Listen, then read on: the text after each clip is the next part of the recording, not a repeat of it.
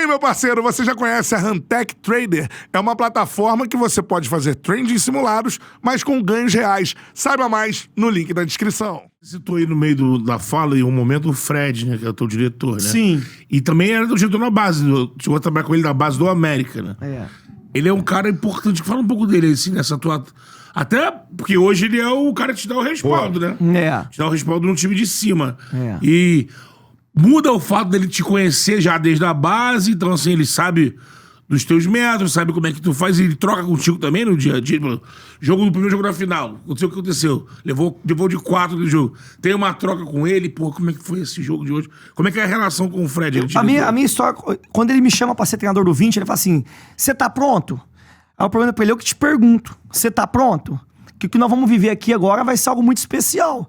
E aí acontece toda essa história que eu falei, da gente ser campeão mineiro, de ser finalista de copinha. Tem um fato curioso com o Fred, que eu recebo uma proposta pra ir pro Cruzeiro. Final de 2021, depois do título mineiro. E eu ganhava um valor X no América e o Cruzeiro oferece o dobro pra eu ganhar lá. E eu tava ali angustiado e tal. E aí eu tenho a minha fé, né? Eu falei, vou orar pra Papai do Céu, vai me dar um sinal, se eu tenho que ir embora ou não, né? Vou pedir um sinal aqui, meu. Aí tinha um amistoso contra o Ibrachina no dia seguinte, eu vou pro amistoso contra o Ibrachina. Final do amistoso, a porrada estanca. Uma briga generalizada no Sesc, velho. E eu tô ali separando a briga, eu entro no meio, eu giro de costas, eu tomo 3 socos na cara. Que isso, cara? Desce o sangue. Mas tomo 3 socos na lata. Desce o molho. Bal. O quê? Cara gigante, velho. Preparador de goleiro de Ibrachina. Depois você vai até dar risada. Foi ele que te botou o jogo? Oh, ninguém viu, velho. Sopa de tamanco. Sopa de tamanco. Caralho. Foi tão forte a porrada que eu não consegui nem... Eu falei, derreti pro lado, sangrou, desceu melado.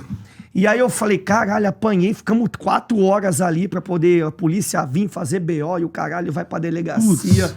Aí eu tô pensando, eu tô nas minhas orações com o Papai do Céu aqui, eu falei, eu vou perdoar esse cara, velho. Eu vou dar um exemplo de perdão hoje, eu vou denunciar esse cara, não. Só que eu vou ficar de maluco, porque meu diretor e os caras ficou aqui 4 horas, mano, eu vou pra delegacia, foi todo mundo dentro do camburão. Chegou na delegacia, sentou eu, o delegado, e o preparador de goleiro de Ibrachina. Ó, é o seguinte, eu vou te perdoar, você tá perdoado, você tá com muito rancor no teu coração, para com essa porra. Tua mãe tá puta contigo, tua mulher deve estar bolada com você, porque a porrada que você me deu, você não tá legal com você, não. Então, assim, ó, Deus tá mandando perdoar você, eu vou te perdoar, mas se arrepende do que você fez comigo. Pô, o nego velho começou a chorar ali. É sério? O nego velho começou a chorar e tal, e chorando. Falei, pelo amor de Deus. Eu falei, não, vai embora, velho, eu vou embora. Deu 5 minutos com o delegado, não fiz queixa, não fiz nada. O Fred, meu diretor, o que você fez, William? Deixa o cara preso aí. Falei, Fred, perdoa, velho.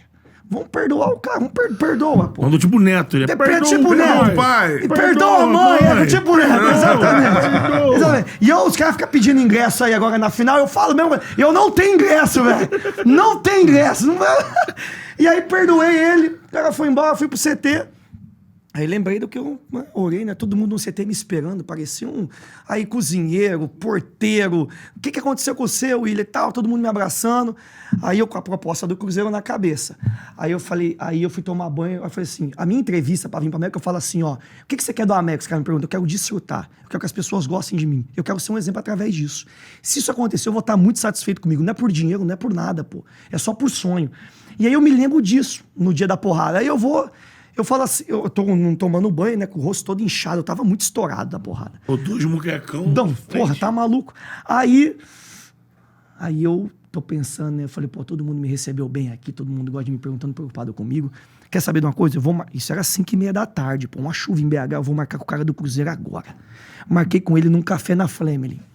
Uma chuva do caralho. Aí deu 6h30, cheguei no café, Luiz Clivat, tá no Londrina. Luiz, aconteceu isso.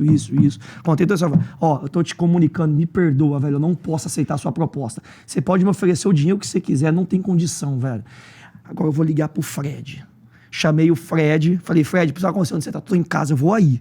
Aí o Fred me levou num espetinho que tinha lá, açougue, pô. Sentou ele numa mesa de plástico, e eu tava com a máscara da Covid ainda, uma máscara falando que dava sorte. E eu só sabia, eu chorei o dia inteiro aquele dia, velho. Foi só criança, velho. Juntei com o Fred e falei, Fred, é o seguinte, se você quiser me dar um aumento, você me dá. Se você não quiser me dar um aumento, você não me dá, não precisa. Eu vou ficar na América, velho. E eu tava naquela altura, eu tive um problema em 2020, que o meu irmão foi diagnosticado com esquizofrenia em 2020. Caraca. E o meu irmão, ele levou uma vida normal até ali, teve emprego, teve tudo. Caramba. E aí, naquele instante, a minha família não tinha muita condição de pagar médico, pagar remédio, são muito caro. E meu pai pedia muito para que, de alguma maneira, de maneira financeira, eu conseguisse sustentar aquilo, pô. E Os remédios é caro, e as internações são uma caras. doença. E a gente Neurológico, e foi uma parada que não aconteceu. Ela foi acontecendo e você não vai percebendo. E a luta do meu irmão foi muito grande naquela época. A luta dele mental, espiritual, foi muito grande. E eu recebo o primeiro aumento no América porque o Fred me dá um aumento. Só que ainda não dava pra tirar meu pai do emprego, pô. E o meu irmão ali naquelas crises, indas e vindas de internação, meu irmão teve umas 3 internação. E aí passa mais 6 meses, eu tenho uma outra proposta, que é pra ir pro Ceará. E aí o Ceará, pô, ele triplica meu salário na proposta. E o Fred me dá até um aumento, não era significativo, mas me dá um aumento. E o Ceará triplica o que eu ganhava, pô. E aí, o meu irmão nessas indas e vindas, e eu muito preocupado em casa, meu pai muito preocupado em casa, minha mãe muito preocupada em casa. E era difícil de lidar, porque a família, quando tem um problema desse, ela não sabe o que ela vai fazer, pô. Claro. É difícil, é uma parada nova que você não sabe como gerir. E aí eu recebo essa proposta e eu vou sento com o Fred. Aí o Fred fala assim, William, a gente vai quase que igualar essa proposta do Ceará. E aí eu ligo pro meu pai e falo, pai, hoje você vai sair do seu serviço, você vai parar de trabalhar e você vai cuidar do meu irmão, pô. E aí meu pai, até hoje, meu pai é por conta do meu irmão. Meu pai cuida do meu irmão melhorou muito. Meu irmão hoje tem uma vida boa. Com esse contato, né, direto ali. Direto, exatamente. E Faz diferença mesmo. muita diferença. Meu pai cuidando dele e tal.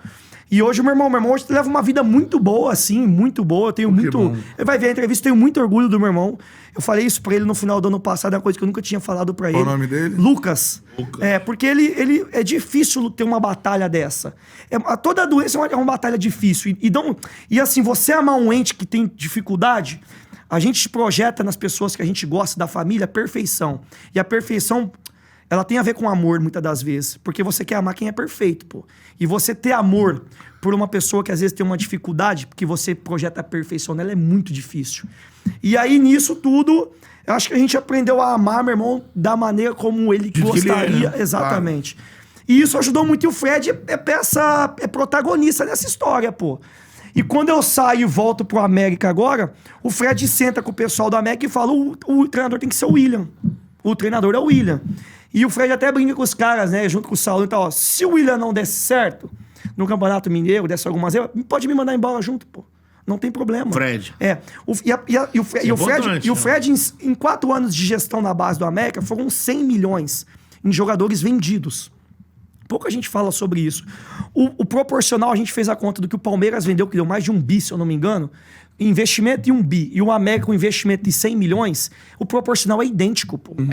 Isso é muito louco. Tirar 100 milhões do zero, sem investir. Com um investimento baixo. O baixo. Tirar 1 bi também. Em 3 anos são 33 milhões, pô. Aí a gente pensa assim, a Copa do Brasil, ela é um planejamento milionário. Milionário é você investir na tua base, pô. É você apostar nos teus jovens. Pô, qual Copa do Brasil, se você não chegar na final, vai te dar 33 milhões por ano nos últimos 3 anos? É raro, pô. Exatamente. É raro. Então o Fred foi peça fundamental nessa engrenagem toda, nessa história toda. As pessoas do América que acreditaram, que confiaram também.